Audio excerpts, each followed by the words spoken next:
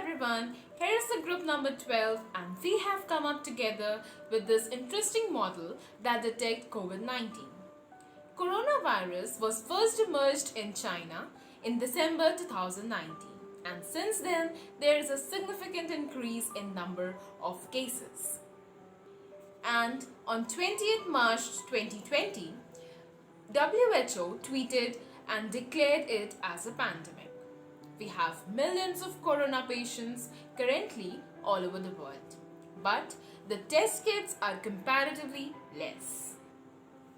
Moreover, after taking the swab or blood samples, only well-equipped labs can test it because it is highly contagious, so it is necessary to get a quicker and easier way of testing COVID-19, which can be done by many people. This is why we have come up with this CNN model that detects COVID-19 using the images of chest x-rays in just few seconds. To make the model, we first collected the data from Kaggle and GitHub, split it into three parts that are training, testing and evaluation, which contain both normal and effective images of chest x-rays. And these images are 689 in total, where we have 322 normal images and 367 infected ones. Then we did the augmentation, trained and tested the model, and finally we deployed it.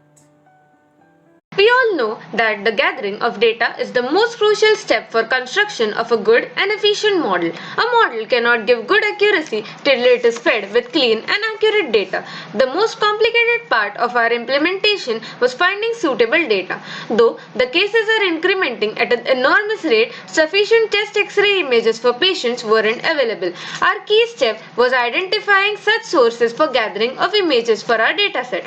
We have collected our dataset from various sources like Kaggle and GitHub in order to keep the identity of our patients confidential. Our dataset consisted of 689 images in total, with 332 infected and 367 normal images. These images have been split into 80:20 aspect ratio for training and testing purposes using sklearn module. We believe that this dataset will dramatically improve the detection of COVID-19. We use Google Collaboratory platform for the execution of our project along with TensorFlow and Keras. We also use some libraries such as NumPy, Pandas, Matplotlib, Seaborn, sklearn and OpenCV. Since we have saved all our images in a common GitHub platform, we cloned all the images and performed the pre-processing on it, converted all the images into a common size that is 224 by 224 by 3, and then used the data augmentation technique to increase the number of images since our dataset had very less number of images. Using the sklearn library, we divided our dataset into two parts, 80% training and 20% testing. We used 9 different models. Some of them were VGC16, ResNet 50, Inception ResNet v2, DenseNet 121, MobileNet and the basic CNN model. From these, we came up with some conclusions that the MobileNet and Exception performed pretty well with 98 to 99% accuracy, and other models also performed well with around 95% accuracy. After that, we performed the pruning on our model, and some of the models crashed, like the accuracy we got was around 50 to 60%. But some of the models such as basic CNN and VGC16 gave a good accuracy of around 96 to 97%. Then we decided to go with the basic CNN model. The basic CNN model has 9 different layers, having convolution, max pool and dropout layers in it. Then at the end we used a dense layer having the sigmoid activation functions. The earlier layer had a rectification linear unit activation functions. Then by performing hyperparameter tuning by changing the number of epochs, batch size, learning rate and optimizers such as ADAM, SGD and RMS prop, we came up with some results. For the results part of our project, we have chosen a basic CNN model which consists of 4 convolutional layers, 3 max pooling layers, 3 dropout layers, 1 flattened layer, 1 penultimate dense layer and 1 output layer. We have also made use of model checkpoint and early stopping technique for preventing the overfitting of our model. The graph that is plotted after the training of the model is completed shows us information about the training and validation accuracy, which are 94.92% and 97.10% respectively.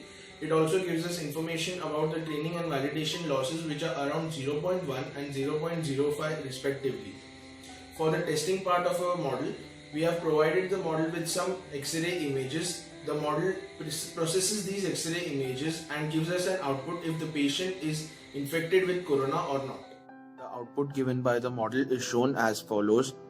The results here displayed by the model lets us know if the patient's X-ray comes under the infected or normal category and displays a message about it. Now a question arises that how a normal end user will be able to use this model. So for this purpose, we have deployed our model in a web as well as Android application. And for our project, for the deployment purpose, we have used Ionic with Angular framework. Ionic is an open source SDK which can be used to build hybrid mobile apps. Now for the connectivity of our model and the application, we have used a JavaScript library called TensorFlow.js. TensorFlow.js is an open source JavaScript library which can be used to deploy the machine learning models, and it is made by Google. So now that was the theory. Now let me show you a quick glimpse about how we really deployed. Okay, so this is the home page of our application. There is a button which can be used to upload image.